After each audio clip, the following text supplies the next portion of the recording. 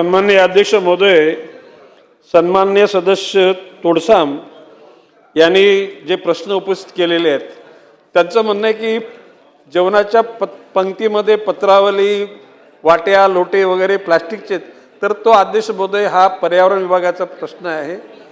परंतु याला पर्याय म्हणून बांबूपासून अशा प्रकारच्या पत्रावली, द्रोण, पाणी पिण्याची ही साहित्य निश्चितपणे निर्माण होऊ शकतात आणि त्यासाठी निश्चितपणे प्रयत्न केले जातील। तोडसाम यांनी सांगितलं की आदिवासी बहुल परिसरामध्ये तरुणांना रोजगार निर्मिती करता तंत्रज्ञान देण्याचं प्रशिक्षण केंद्र सुरू केलं जाईल का? निश्चितपणे केलं जाईल आणि तसं सुरू झालेलं आहे। त्याने या ठिकाणी प्रश्न उपस्थित केला की लाभार्थी साधारण सुरुवातीला 17,000 लोकांनी त्याचा सहभाग घेतलेला। 17,000 म्हणजे संख्या जास्त नाही।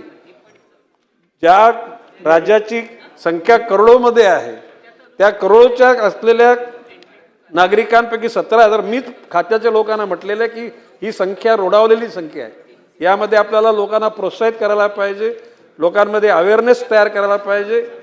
सर्वच लोकप्रतिनिधी आणि विविध खाती, ग्रामविकास खातं, पर्यावरण खातं, वन खातं, या सर्वांच्या माध्यमातून जिल्हाधिकाऱ्यांच्या नेतृत्वाखाली प्रत्येक जिल्ह्यामध्ये अशा प्रकारची बांबूची निर्मिती करणं आणि बांबूपासून विविध प्रकारची म्हणजे आयुध, म्हणजे घरच्यासाठी येणारी उपयोग येणारी गोष्टी, किंवा मगाशी निकम यांनी सांगितलं फर्निचरचा उल्लेख केला, फर्निचरच्या अनुषंगाने सुद्धा प्रयत्न केला जाईल।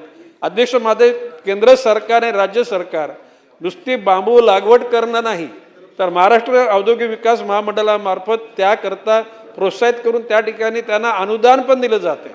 आणि म्हणून माझं आव्हान आहे आपल्या माध्यमातून जनतेला की लोकांनी या बांबू निर्मितीच्या नंतर बांबूपासून निर्माण करणारे जे काही वस्तू आहेत त्या उद्योगामध्ये तुम्ही जा।